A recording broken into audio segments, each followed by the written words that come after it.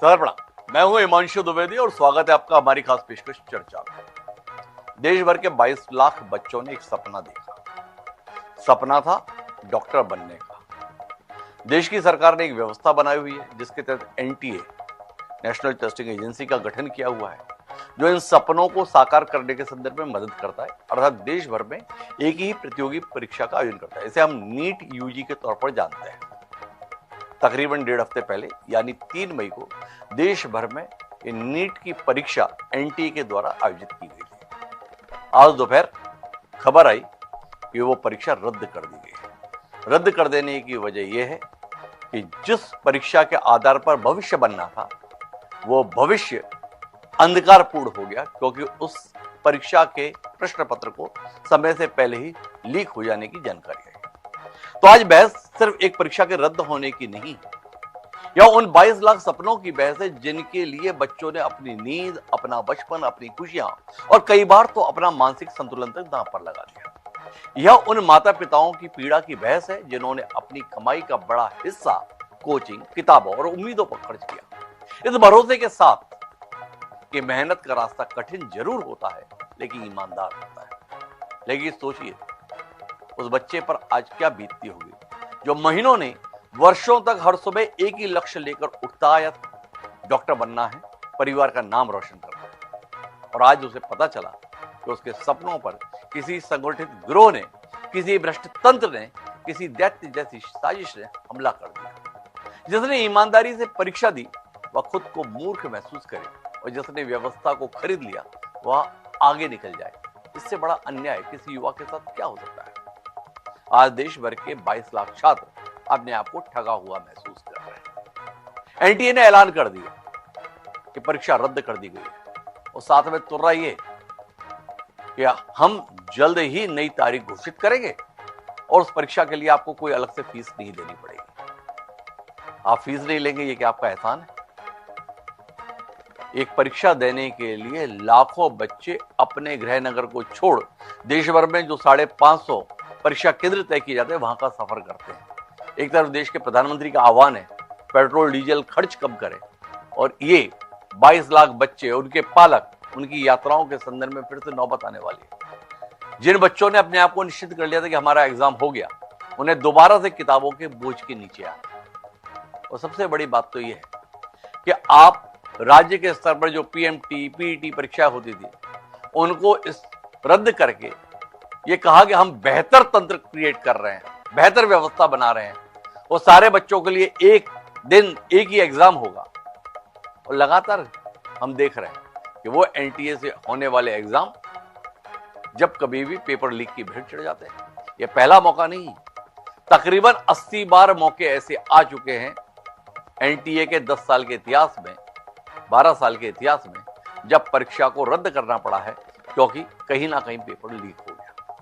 तो आज हम बात करेंगे इसी विषय पर। यह महज एक परीक्षा की विफलता के संदर्भ में है या हमारा पूरा तंत्र ही खोखला हो गया है। हम जब इस समय पर तकनीक के आधुनिकतम दौर से गुजर रहे हैं, एक प्रतियोगी परीक्षा भी ठीक तरीके से नहीं कर सकते। यह प्रतियोगी परीक्षा के संदर्भ में तो रद्द इसलिए हो गया क्योंकि मीडिया में खबर आ गई, पर क्या इससे ये एहसास नहीं आता कि एनटीए जितने भी एग्जाम कराता होगा उनमें से जाने ही कितने एग्जाम के संदर्भ में किस तरीके से मामले लीक हो जाते होंगे जिनका पता ही नहीं चलता हो।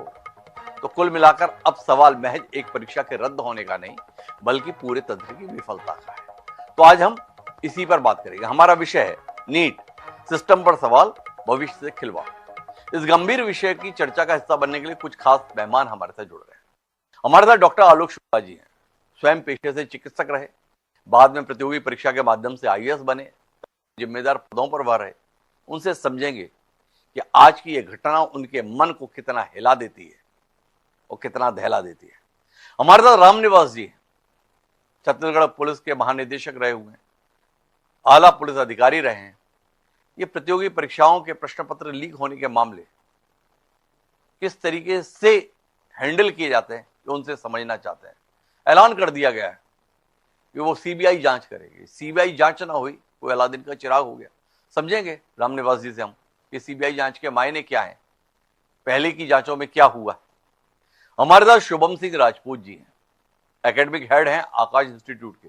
आकाश इंस्टीट्यूट देश के चुनिंदा कोचिंग संस्थानों में से है जो प्रतियोगी परीक्षाओं के संदर्भ में, खासतौर पर मेडिकल और इंजीनियरिंग के संदर्भ में बच्चों को तैयार करता है।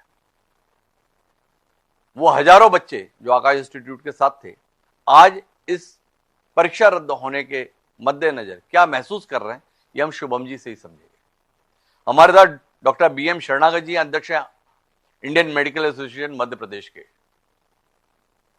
पहले ही डॉक्टरों की गुणवत्ता को लेकर सवाल है और लोग अगर पेपर के माध्यम से, आउट करने के माध्यम से डॉक्टरी के पेशे में आने की कोशिश कर रहे हैं, तो इसको लेकर शरणागत साहब क्या समझते हैं वो भी हम उनसे जानेंगे। पर चर्चा की शुरुआत डॉक्टर आलोक शुक्ला जी से करते हैं और आलोक शुक्ला साहब से ही समझते हैं। व्यावसायिक परीक्षा मंडल राज्यों में होता है, उन सबको खारिज करते हुए एक एजेंसी क्रिएट की जिसका नाम दिया गया नेशनल टेस्टिंग एजेंसी।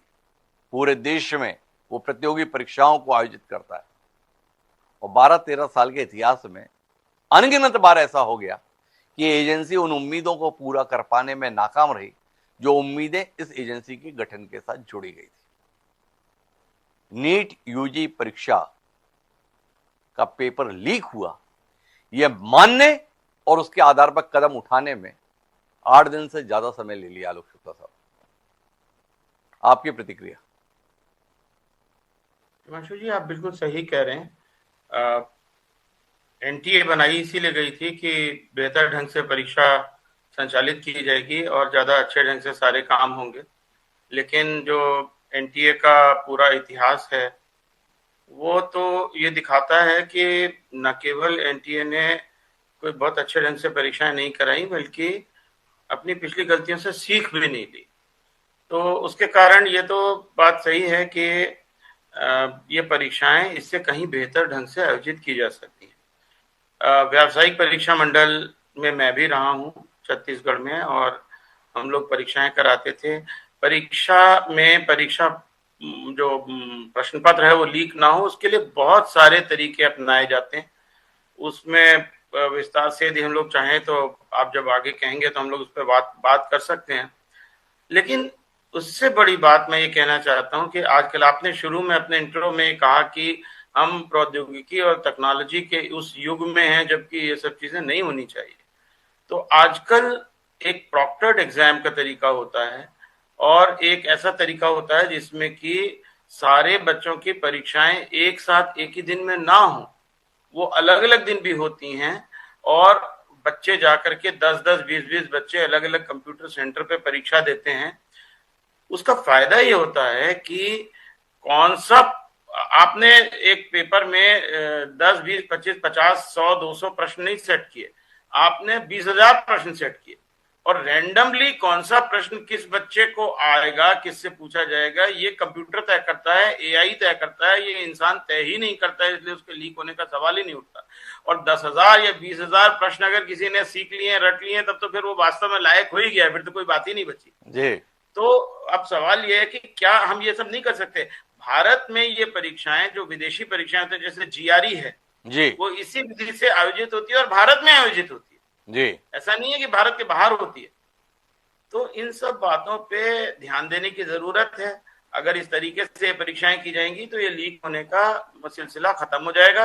जहां तक जांच करने का, सीबीआई द्वारा सजा दिलाए जाने का, कोर्ट में केस चलने की बात है, वो तो करना ही चाहिए, उसमें तो कोई बात ही नहीं है। लेकिन आपने जैसा कहा कि किसी को 4 लोगों को, 5 लोगों को, 10 लोगों को सजा मिल जाएगी, तो उससे ये 22 लाख बच्चों ने जो तकलीफ उठाई है वो तो दूर नहीं होगी ना। तो इसलिए हमको सिस्टम को सुधारने की जरूरत है। अच्छा, लेकिन मैं आलोक शुक्ला साहब आपसे थोड़ा बात दूसरी करना चाहता हूं। ये जो परीक्षा आज रद्द करने का फैसला लिया गया, इससे आप कितना इत्तेफाक रखते हैं कि कितना त्वरित फैसला है? पहले हम ये देखते थे 10वीं 12वीं के भी पेपर हुआ करते थे जब तकनीक इतनी नहीं थी, एक शहर, एक मोहल्ले भर में पेपर आउट होता था, पर जिस दिन पेपर आउट हुआ उसके अगले दिन सरकार फैसला ले लेती थी कि हम ये प्रश्न पत्र को दोबारा कराएंगे। अभी एक जिद्द सी आ गई है, प्रश्न पत्र लीक भी होगा पर यह मानने में समय लगा देंगे कि लीक हुआ है। कोशिश करेंगे कि अगर मीडिया में मामला नहीं उठ रहा है तो बहला लिया जाए, बहका लिया जाए। जब लगातार हर मीडिया पर यह खबर आने लगी कि प्रश्न पत्र लीक हुआ, सीकर में हुआ, इतने क्वेश्चन समान थे, इस प्रकार से, तब जाके आज एनटीए बोल रहा है वो परीक्षा हम रद्द कर रहे हैं, वो केंद्र सरकार ने मंजूरी दे दी।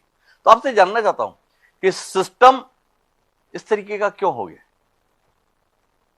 देखिए, पहली चीज तो ये कि जो परीक्षा संचालित करने वाली एजेंसी है उसको सरकार से अनुमति लेने की आवश्यकता ही नहीं जी। उसको तो उसने अपना प्रश्न पत्र सेट किया, अगर उनको लगता है पेपर लीक हो गया है तो उनको तो अपने आप ही इसको रद्द कर देना चाहिए जी। सरकार से अनुमति की कहाँ आवश्यकता है जी। और ये बात आप सही कह रहे हैं कि कोशिश शायद ये हो रही है कि भाई अगर, क्योंकि लोगों को लगता है बदनामी हो रही है हमारी जी, पर आप उस बदनामी से कब तक बचेंगे?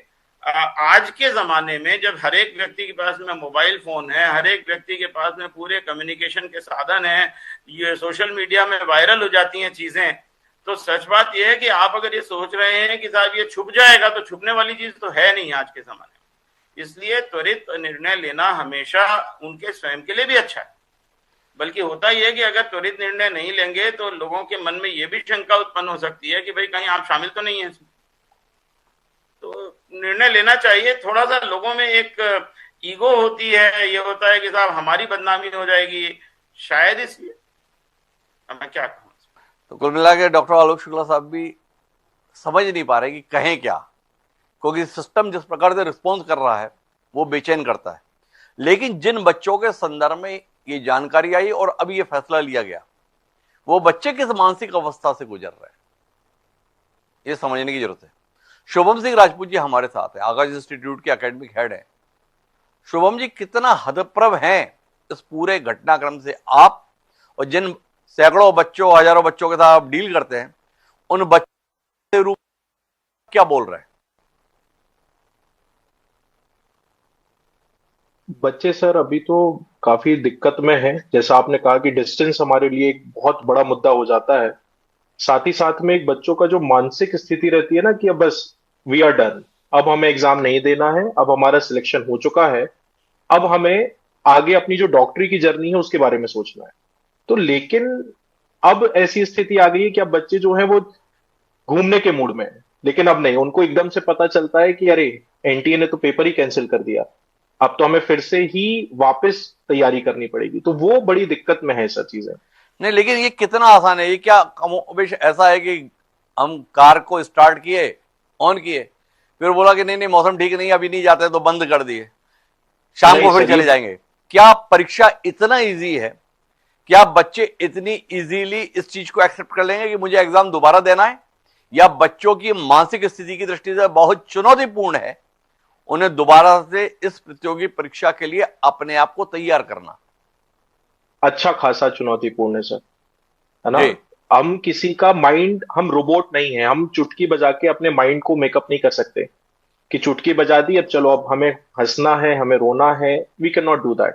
तो मुझे तो ऐसा लगता है कि नहीं, ये मजाक है, क्योंकि बच्चे हमारे पास ह्यूमन बीइंग है, इंसान है। तो एक पल पे ऐसा होना और एक पल पे कैंसिल हो जाना, ये बहुत बड़ी बात हो जाती है सर।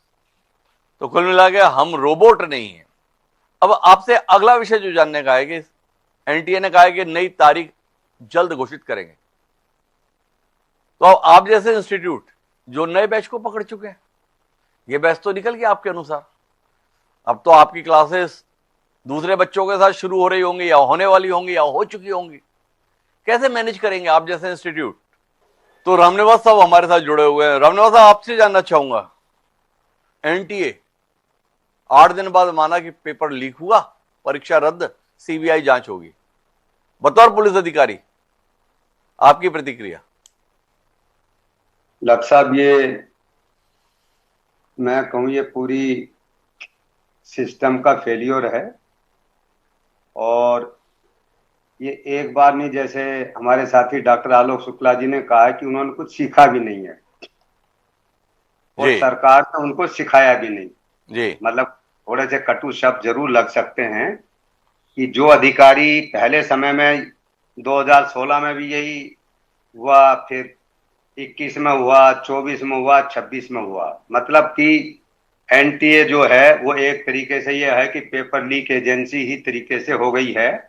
और जैसे हमारे साथी ने बताया, शुक्ला जी ने, क्योंकि मैं भी शिक्षा के क्षेत्र से जुड़ा हूँ, बीएड भी किया है, जिसमें एग्जामिनेशन एक स्पेशलाइज सब्जेक्ट है, कैसे कंडक्ट करते हैं, कैसे होना चाहिए, टेक्नोलॉजिकली और भी ज्यादा अच्छा कैसे होना चाहिए।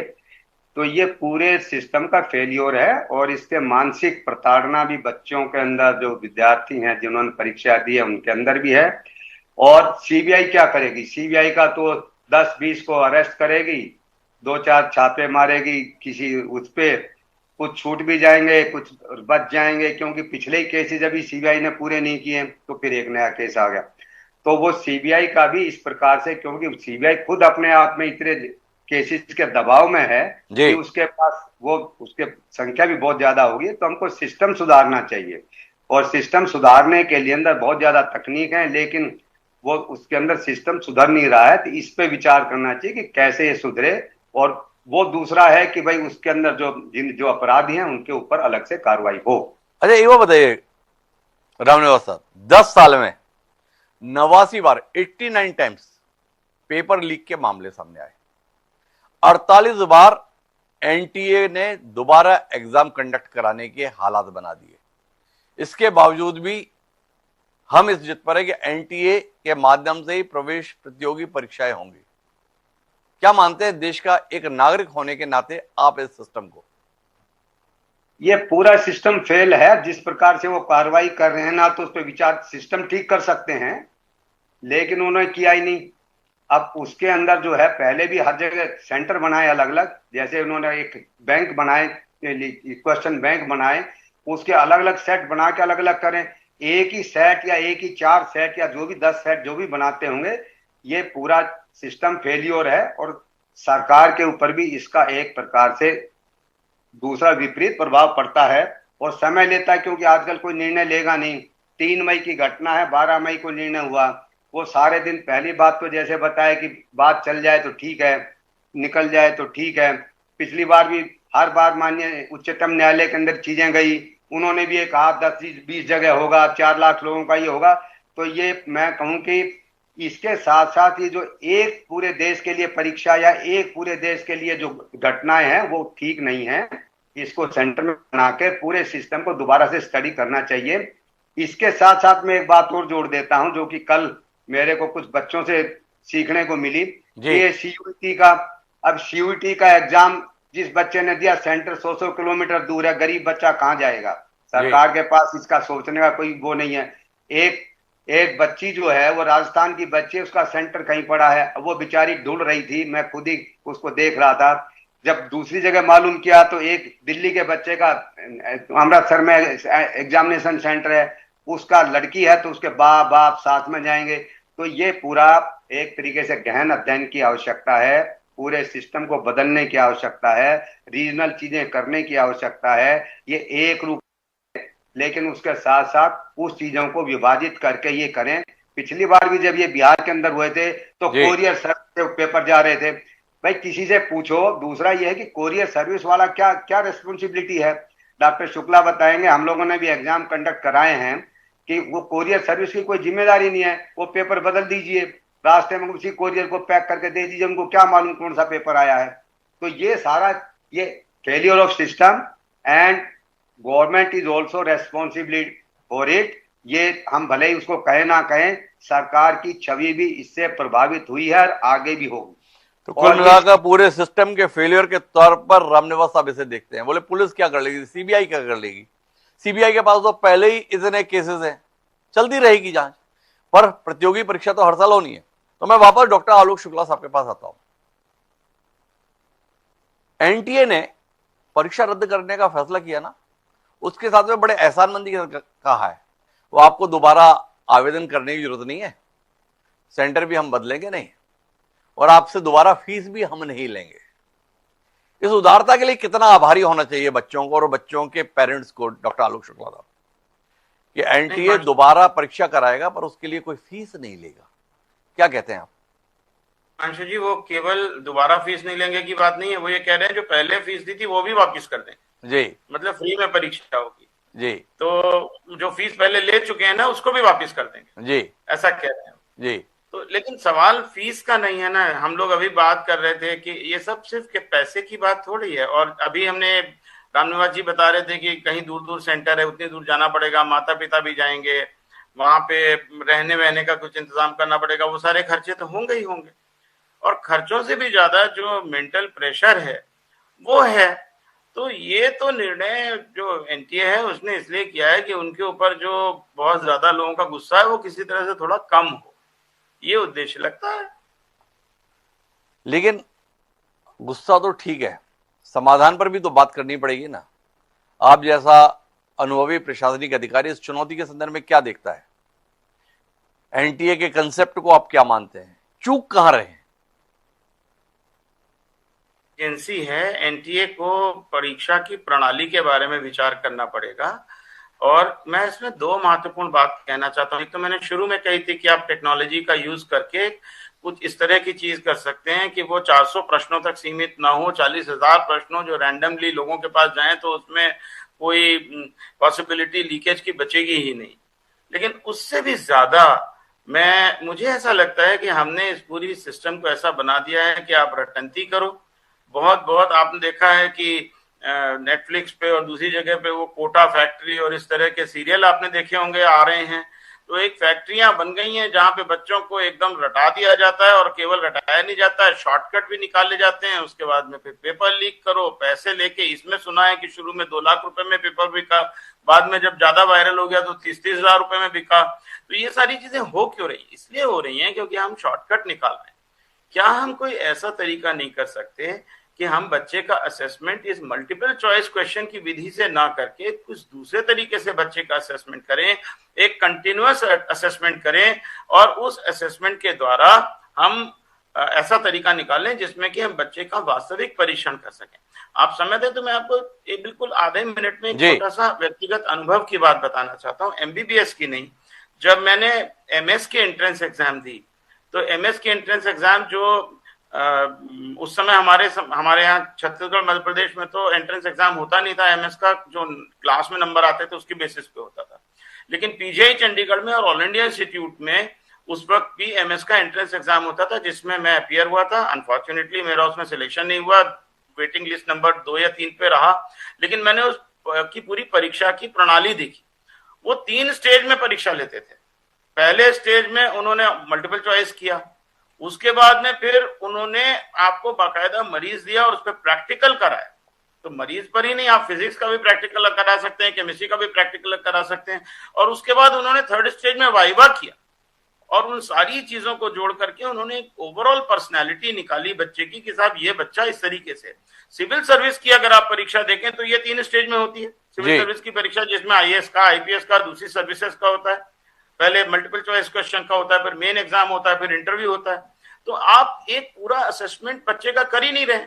आपने तो उसको एक फैक्ट्री में डाल दिया। इधर से आपने जो हमारे पुराने नेताजी ने कहा था कि आलू डालो सोना निकलता है, तो आलू डाल के सोना निकालने की फैक्ट्री हमने बनाई हुई है। और जो फैक्ट्री चलाने वाले हैं उनको अपना प्रॉफिट देखना, चाहे रटा दो चाहे पेपर आउट करा दो। तो कुल मिला के परीक्षा के सिस्टम पर ही डॉक्टर आलोक शुक्ला की असहमति है कि हम वस्तुतः मूल्यांकन तो कर ही नहीं रहे बच्चे के संदर्भ में कि वो इसके लिए पात्र है कि नहीं है। लेकिन मेरे साथ में डॉक्टर कुलदीप सोलंकी जुड़े हैं, आईएमए छत्तीसगढ़ के तो अध्यक्ष हैं, साथ साथ छत्तीसगढ़ सिविल सोसाइटी के माध्यम से भी बहुत मुखर रहते हैं। कितने खुश हैं डॉक्टर कुलदीप सोलंकी जी आप? सरकार ने नीट की परीक्षा रद्द कर दी है। तकरीबन 10 दिन बाद सरकार ने मान लिया कि हाँ पेपर शायद लीक हुआ था, इसलिए रद्द कर दी। सरकार के साहसिक फैसले से कितने खुश हैं डॉक्टर कुलदीप सोलंकी, या कितने नाराज हैं कि एक एग्जाम तक सरकार ढंग से ना करा सकी, सरकार के द्वारा नियुक्त एजेंसी ना करा सकी? मैं खुश तो बिल्कुल नहीं हूँ। वो मेरी आवाज आ रही है आप तक? जी जी बिल्कुल आ रही है। मैं खुश तो बिल्कुल नहीं हूँ। मैं स्तब्ध हूँ, दुखी हूँ, नाराज हूँ। और मुझे लगता है कि हमारा बच्चे और उनके 1 करोड़ पालक झेलेंगे, वो भारतवर्ष के लिए बहुत ही मतलब बार बार होने वाली दुर्घटना है।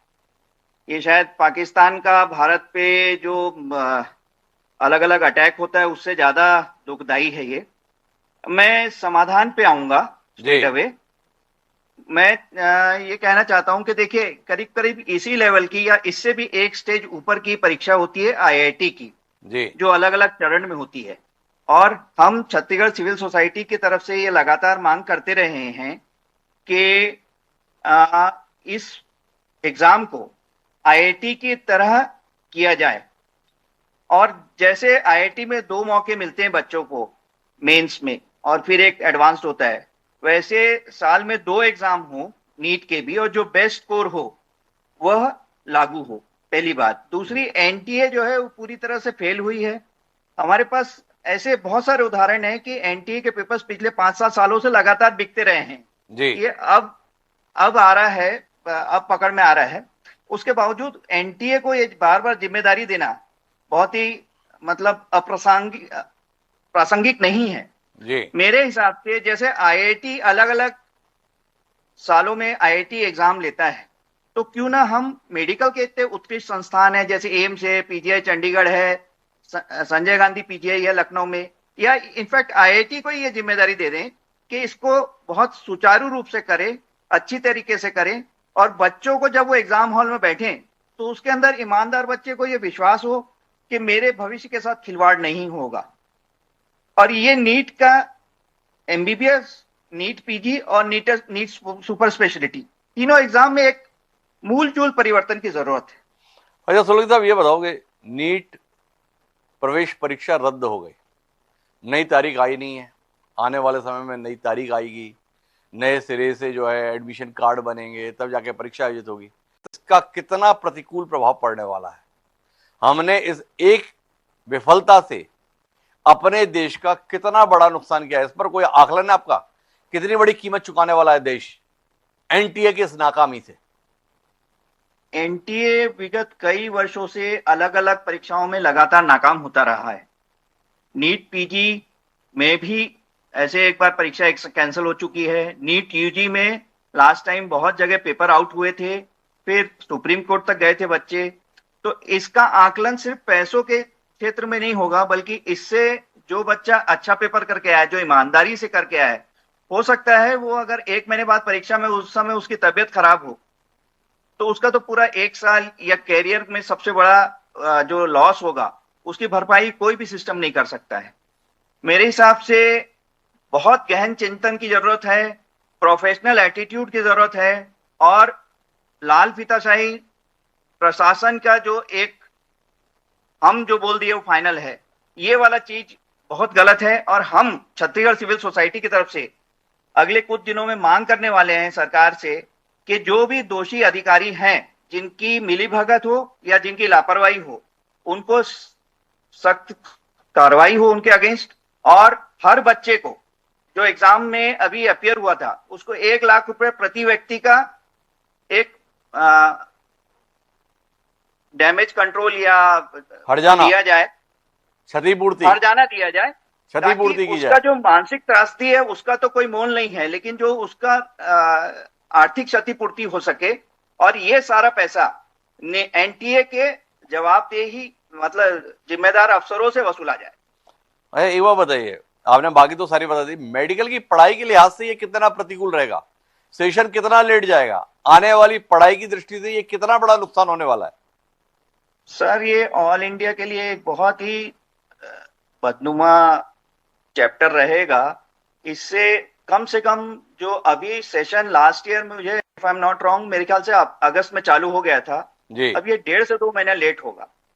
और इसमें अगर कोर्ट की कुछ किसी ने स्टे ले लिया या कोर्ट की कुछ कार्रवाई या उनका कोई आदेश आ गया तो हो सकता है ये पूरा 6 महीना तक डिले हो जाए। तो कुल मिला के एक बड़ा नुकसान अभी आने वाले समय में और इंतजार कर रहा है हमारा। और रामनाथ साहब, मैं आपके पास आना चाहता हूं, किसी एक एजेंसी, किसी एक विभाग में कोई गलत काम हो जाता है तो सुनिश्चित किया जाता है कि भविष्य में ऐसा ना हो। आपसे जानना चाहता हूं कि एनटीए के द्वारा आयोजित परीक्षाओं में लगातार पेपर लीक या विसंगतियों की खबरें आ रही हैं, पर फिर भी अभी तक जानकारी भी नहीं आया कि कोई बड़े जिम्मेदार लोग एनटीए से जुड़े हुए, उनके खिलाफ कोई कार्रवाई हुई हो या पुलिस ने कोई सफलता हासिल की हो। ये लगातार प्रतियोगी परीक्षाओं के जो प्रश्न पत्र आउट होते हैं, ये संभव है या अंदर के स्तर पर भी कोई मिलीभगत तो होगी? कोई तो सिस्टम के ऐसे जानकार लोग होंगे जिनकी इस प्रकार के काम को अंजाम दिया जाता है। आपका अनुभव क्या कहता है? ये डॉक्टर साहब, ये पहले की सिस्टम के अंदर के लोग मिले रहते हैं और सिस्टम के एक भी कड़ी कहीं भी, क्योंकि परीक्षा में ये है कि 100% सफलता चाहिए। यदि कहीं के बीच की कड़ी, शुरू की कड़ी, क्योंकि वहां कहीं भी कमजोरी आई तो वहीं पे पूरे के पूरे सिस्टम की विफलता हो जाती है। जी। दूसरा ये है कि भारत सरकार का भी ये निर्णय पूर्ण रूपेण गलत है कि पूरे देश की एक परीक्षा, आप इसको रीजनल सेंटर में क्यों नहीं बांटते? यदि कोई एक जगह गड़बड़ी हुई तो कम से कम 1/4 हिस्सा ही जाए। इन्होंने तो एक, जैसे भी हमारे अभी IMS अध्यक्ष ने कहा कि मैंने जो बोला वो फाइनल है जी। तो वो जो मैंने बोला फाइनल है भाई। ऐसा सिस्टम कभी नहीं होता है कि पूरा 4 सेट बनाए होंगे, 6 सेट बनाए होंगे, लेकिन परीक्षा एक है। तो आप ये कहिए कि चेन्नई का रीजनल सेंटर अलग है, मान लीजिए कलकत्ता रीजनल सेंटर अलग है, दिल्ली अलग है, तो कहीं ना कहीं ये जो है, जिसको कहें कि डिस्ट्रीब्यूशन या डिवीजन ऑफ लेबर जो है वो होना चाहिए। दूसरा वो जो है, इसी तरीके की परीक्षा में फिर पिछले किसी एक अधिकारी को कोई पनिशमेंट आज तक तो हुई नहीं। पिछले जो जितनी सारी परीक्षाएं वो हुई हैं, वो CBI 2-4 अधिकारी, कोई एजेंट को पकड़ेगी, कोई कोरियर वाले को पकड़ेगी, कोई किसी को पकड़ेगी। क्योंकि मैं स्पष्ट रूप से बता रहा हूं कि CBI के ऊपर भी इतना बर्डन है कि वो प्रोफेशनल चीजें ठीक प्रकार से नहीं कर पा रही है। वहां पे भी पूरा हर चीज CBI पे लाद देंगे तो CBI इस काम के लिए भी नहीं थी कि टोटल जब फेलियर हो जाए, यानी शरीर का इम्यूनिटी सिस्टम टोटल फेल हो जाए और सारा बर्डन डॉक्टर पर डालने का, आप मरीज को बचाइए। ये पूरे सिस्टम भारतवर्ष में हो रहा है, सिस्टम फेल हो रहे हैं और फिर CBI के ऊपर आप डाल दो तो CBI बचा नहीं पाएगी। ये बहुत बड़ी त्रासदी है देश के साथ।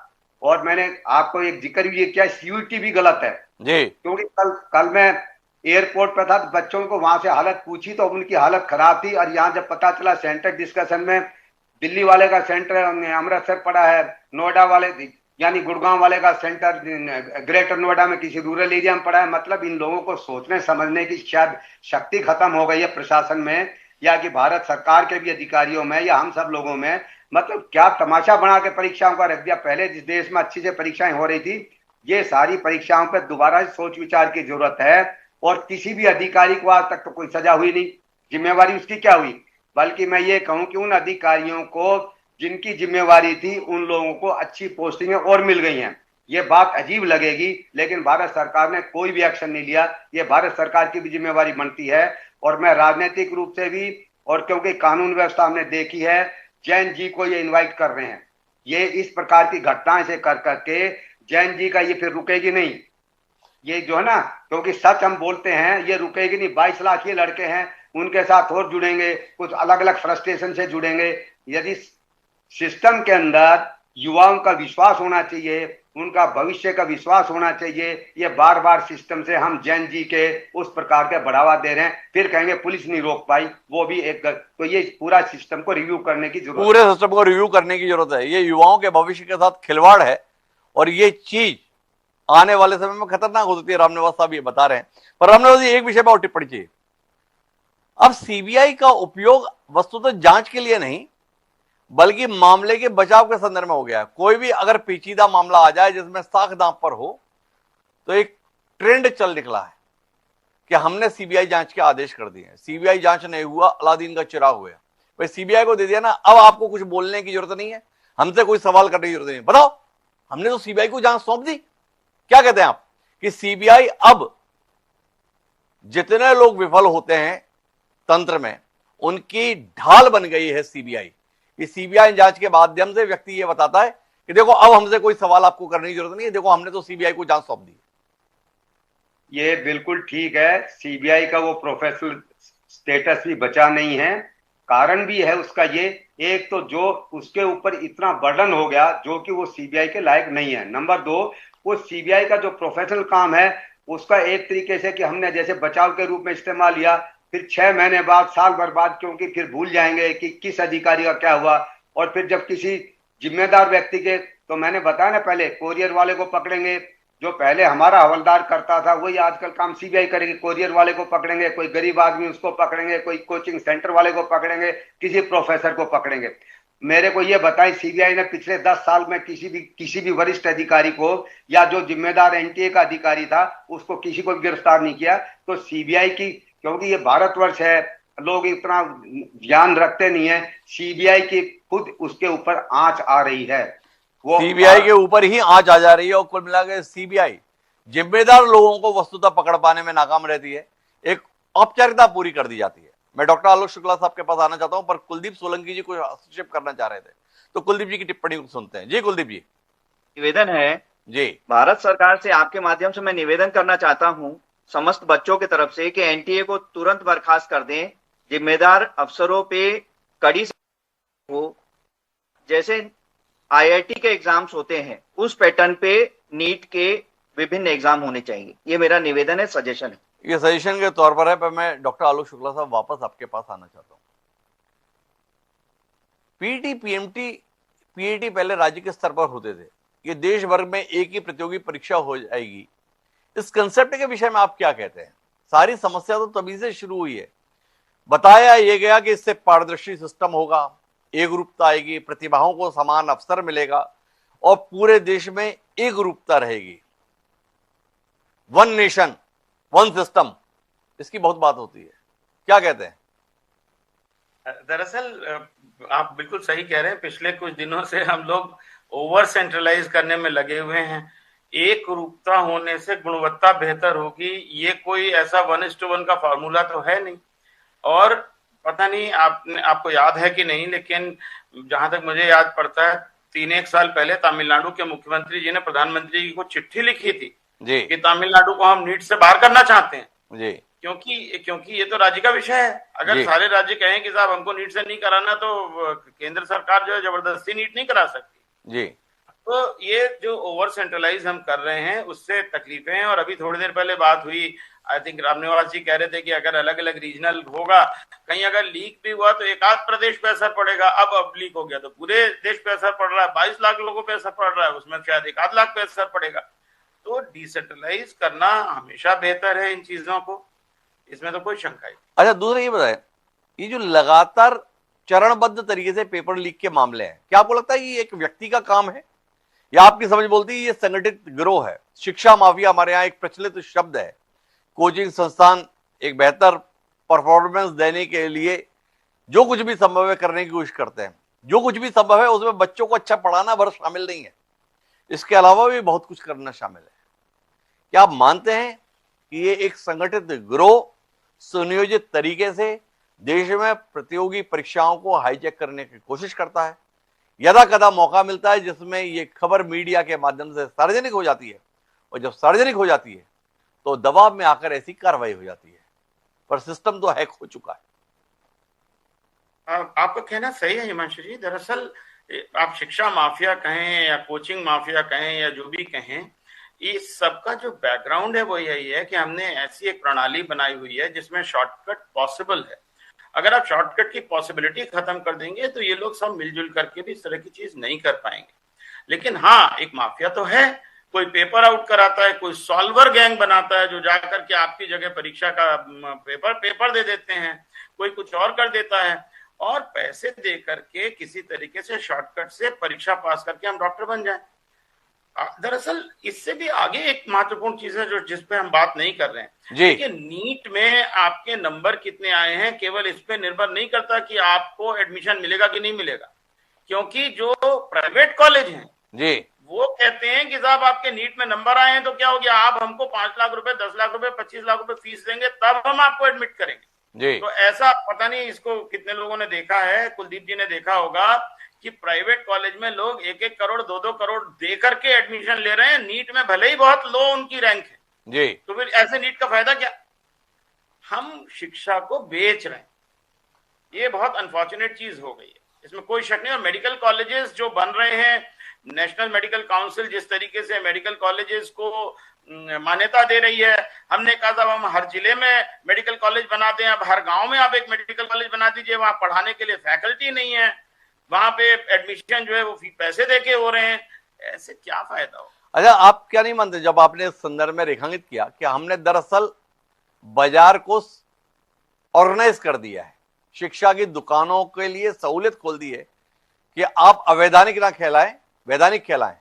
हम नीट का एग्जाम लेते हैं और मेडिकल कॉलेज की एलिजिबिलिटी के लिए तय कर देते हैं, भाई आपके अगर 720 में से 120 नंबर भी आएंगे तो आप एलिजिबल हैं। अगर कोई मेडिकल कॉलेज आपको एडमिशन दे रहा है तो हमें कोई दिक्कत नहीं है। 10वीं की परीक्षा में, 8वीं की परीक्षा में, 12वीं की परीक्षा में 33% या 40% की अनिवार्यता है कि अगर आप 33% लाए तो ही आप अगली क्लास में जाएंगे, या 40% लाए तो आप 8वीं से 9वीं में जाएंगे। लेकिन मेडिकल, अगर आपका कुल एग्जाम में 15-17% भी आ रहा है तो भी हम मानते हैं कि आप योग्य हैं, आप डॉक्टर बन सकते हैं। इस कमाल की व्यवस्था पर डॉक्टर आलोक शुक्ला साहब, आप तो स्वयं चिकित्सक रहे हैं, कितना माथा पीटते हैं? इसका उत्तर तो बड़ा सिंपल है। अगर आप खाली प्राइवेट मेडिकल कॉलेजेस की ओनरशिप निकाल के देख लें जी, कि भाई कौन उनको चला रहा है, कौन जी। उनका मालिक है, उससे कितना प्रॉफिट कमा रहे हैं। मैं छत्तीसगढ़ में जानता हूं, लोगों ने एक मेडिकल कॉलेज खोला, 1.5 साल 2 साल बाद 2 कर दिए उसको। जी, क्यों? क्योंकि वो दुकान है, वो कॉलेज नहीं है, वो दुकान है। और हम दुकान माने, मैं अभी रामदेव जी कह रहे थे, मैं कड़वे शब्द बोल रहा हूं, लेकिन वो दुकानें खोल रहे हैं। और दुकान खोलेंगे तो उसमें तो प्रॉफिट के लिए इंसान सब काम करता ही है। तो कुल मिला के दुकानें हैं और दुकानों में तो मुनाफा उद्देश्य है ना, सेवा उद्देश्य थोड़ी है। क्या कहते हैं सोलंकी साहब? सर, आपने बहुत ही प्रासंगिक एग्जाम्पल दिया कि 8वीं और 10वीं में 33% एग्जाम के मार्क्स चाहिए। नीट पीजी में -40 जिसके मार्क्स आए हैं, 0 से भी कम, जी, वो भी पीजी कर रहा है ऑर्थोपेडिक्स और मेडिसिन जैसी ब्रांचेस में। जी, और जो अभी हमारे सीनियर सर कह रहे हैं, शुक्ला सर, के 20, 25, 30 मार्क्स वाले व्यक्ति परसेंटाइल में उनका ज्यादा दिख के उनको 1 करोड़, 1.5 करोड़, 2 करोड़ में उनको एमबीबीएस में एडमिशन मिल जाता है। तो इससे डेफिनेटली हमारा जो आगे का डॉक्टर है वो कमजोर हो रहा है, और उसकी वजह से जो स्वास्थ्य सेवाएं हैं उस पर प्रतिकूल प्रभाव पड़ना है आने वाले 10-20 सालों में। इसलिए हमारा ऐसा सोच है कि एनएमसी की जो विचारधारा है उसको सशक्त किया जाए, उसको रीमॉडलिंग या रिकॉन्स्टिट्यूशन की जरूरत है, और एनटीए को तत्काल बर्खास्त किया जाए। नहीं, आपने एनएमसी की जो विचारधारा है थोड़ा हमें बताएं, कौन सी विचारधारा है भाई? एनएमसी की विचारधारा है सर, कोई विचारधारा ही नहीं है, जी। और वो एडहॉक बेसिस पे चल रही है। अभी आपको एक छोटा सा बड़ा हास्यास्पद किस्सा सुनाना चाहूंगा कि उन्होंने 3 दिन नीट के 1 तारीख को उन्होंने एक गाइडलाइन निकाला कि जितने एमबीबीएस स्टूडेंट हैं वो 3 मई को अपने कॉलेज में उपस्थित रहेंगे एग्जाम के समय, जी, और उनका अटेंडेंस और उनका वीडियो अटेंडेंस एनएमसी को भेजना है, ताकि वे जाके ये मुन्ना भाई न बने ये वाले एग्जाम में। तो रामनिवास जी, देखो कितनी जिम्मेदारी से देश में काम हो रहा है। वो कुलदीप सोलंकी जी बता रहे हैं कि सॉल्वर के तौर पर जो बच्चे पहले से मेडिकल की पढ़ाई कर रहे हैं भूमिका ना निभाएं, इसलिए उन सबको मेडिकल कॉलेज में उपस्थित होने के लिए अनिवार्यता दी गई थी। बताइए, इतने पारदर्शी और इतने जागरूक सिस्टम से काम किया, फिर भी पेपर लीक हो गया, करे तो क्या करे? जैसे सभी हमारे साथियों ने बताया कि सरकार को मिलके और सभी जो जैसे संस्थान है उनको सिस्टम ही बदलना पड़ेगा। आईआईटी का रिकॉर्ड अच्छा है, पहले जो स्टेट भी बोर्ड रहते थे उनका भी रिकॉर्ड ठीक था। आप कुछ एक रूपता लाना चाहते हैं तो रीजनल बनाइए। अब वो एक जगह से करने से तो भारत, पहले ही कहते हैं कि भारत देश नहीं एक कॉन्टिनेंट है, तो हम ये अर्थ दूसरा पढ़ाई का स्तर भी जो है वो क्षेत्र में अलग अलग होता है। और फिर उसी तरीके से बीमारियों का भी एक तरीके से कहें कि जैसे जो छत्तीसगढ़ में बस्तर में जो हमारे सिकल सेल एनीमिया है वो नॉर्थ इंडिया में नहीं मिलता, तो वो एक नॉलेज, रीजनल बेस, रीजनल सारी चीजों का वो अक्सर है। तो भारत सरकार को ये सिस्टम पर दोबारा से विचार करना चाहिए, और विचार करके इसमें जो भी कमियां हैं उनको दूर करें, और ये एक रूपता के नाम पे पूरे सिस्टम को, और एक रूपता के नाम पे यूनिवर्सिटी के सिस्टम को, क्योंकि लड़के यूनिवर्सिटी में भी जो है ना कि ये सारे के सारे बहुत परेशान हो रहे हैं, उनके परिवार परेशान हो रहे हैं और उनके बच्चे भी परेशान हो रहे हैं। रीजनल सेंटर करें, डाइवर्सिफाई करें, सिस्टम को मजबूत करें। पिछले जितनी बार भी ये एग्जाम हुए उसमें जिम्मेवार अधिकारी पर किसी में कोई सीबीआई तो अलग कार्रवाई करेगी, प्रशासनिक कार्रवाई क्या हुई? एक भी प्रशासनिक कार्रवाई भारत सरकार ने किसी भी अधिकारी के ऊपर नहीं की है, तो फिर सिस्टम सुधरेगा कहाँ से? तो फिर सिस्टम सुधरेगा कहां से? रामनिवास साहब बार बार ये सवाल उठा रहे हैं कि जो जिम्मेदार लोग हैं उन पर कार्रवाई करने में तो हाथ कांप रहे हैं, तो बात बनेगी कहां से? तो मैं आखिरी दौर की बातचीत के लिए डॉक्टर आलोक शुक्ला साहब आपके पास आता हूं। तकरीबन 4 दशक का प्रशासनिक अनुभव रहा है आपका, उससे पहले आप स्वयं मेडिकल के स्टूडेंट रहे हैं। मौजूदा संकट के दौर में परीक्षाओं के संदर्भ में विश्वसनीयता बहाल हो, आपके पास कोई ठोस योजना, कोई ठोस कार्यक्रम, कोई ठोस सुझाव जो आप हमारे दर्शकों के बीच साझा करना चाहें? मैं 2 बातें कहना चाहता हूं हिमांशु जी। एक तो ये कि ये बात सच है कि जो जिम्मेदार है, जिम्मेदार मतलब आप जिम्मेदार पद पर बैठे हैं। मैं ऐसा नहीं कह रहा हूं कि जो उस पद पर बैठा है उनकी मिली भगत है, मिली भगत हो सकता है ना हो, लेकिन आपने कुछ न आपने उस उतनी सक्षमता से काम नहीं किया, तो उसका कुछ न कुछ तो परिणाम भुगतना चाहिए। तो लोग थोड़ा बहुत डरेंगे और जब वहां जाएंगे तो ज्यादा जिम्मेदारी से काम करेंगे। एक ये चीज तो है ही है। और दूसरी चीज जो मैंने शुरू में कहा था कि आपको टेक्नोलॉजी का उपयोग करना चाहिए। आपको सारी की सारी ये परीक्षाएं प्रॉक्टर्ड परीक्षा के रूप में कंप्यूटराइज्ड और ऑनलाइन लेनी चाहिए। उससे आपके सेंटर की भी प्रॉब्लम सॉल्व हो जाएगी, बच्चे के घर के पास सेंटर बन जाएगा और एआई से रैंडमाइज्ड क्वेश्चन सर्व होंगे बच्चे को। जो 40-50 हजार क्वेश्चन में से रैंडमली कौन सा क्वेश्चन किस बच्चे के पास जा रहा है, ये पेपर सेटर को और पेपर वैल्यूअर को किसी को नहीं पता होगा, वो एआई से सर्व होंगे। ऐसी टेक्नोलॉजी आज उपलब्ध है। आज ये भी टेक्नोलॉजी उपलब्ध है प्रॉक्टर्ड एग्जाम में कि वो एक सीसीटीवी कैमरा लगा देते हैं और एआई ये चेक करके आप उसकी आंख की पुतली देख के ये बता सकती है कि ये नकल तो नहीं कर रहा। ऐसी सारी टेक्नोलॉजीज उपलब्ध हैं, इनका उपयोग करना चाहिए। आपकी परीक्षाएं पहले से बेहतर हो जाएंगी। तो कुल मिलाकर अगर हम इस पूरी बातचीत के निचोड़ पे निकलें तो नीट के एग्जाम का निरस्त होना, और इसलिए निरस्त होना कि प्रश्न पत्र आउट हो गया था, बेहद दुखद घटना है। लेकिन केवल दुखद घटना कहकर इसे नजरअंदाज नहीं किया सकता। आने वाले समय में देश की प्रतिभाओं की व्यवस्था पर भरोसा रहे, इसके लिए कदम उठाने की जरूरत है। मैं सीबीआई जांच का ऐलान वो विश्वसनीयता को बहाल नहीं कर सकता। जरूरत है सबसे पहले जिम्मेदार लोगों को चिन्हित करने की जो इस खिलवाड़ के लिए जिम्मेदार है। दूसरी जरूरत उस व्यवस्था में बदलाव करने की जिसके चलते इस प्रकार की घटना की पुनरावृत्ति न हो सके। क्या जिम्मेदार लोग इस तरीके के ठोस कदम उठाएंगे? अगर ठोस कदम उठाएंगे तभी हम आने वाले भविष्य को लेकर निश्चित हो पाएंगे। अन्यथा तय बात है कि इस घटना ने एक बार फिर देश की पूरी व्यवस्था को सवालों के घेरे में ला दिया है कि हम जिन पर भरोसा कर रहे हैं वो वाकई भरोसे के लायक है। इस सवाल का उत्तर आना जरूरी है। आप सभी मेहमानों का बहुत बहुत धन्यवाद इस ज्वलंत विषय पर चर्चा का हिस्सा बनने के लिए। आज के इस कार्यक्रम में इतना ही। दीजिए मुझे इजाजत।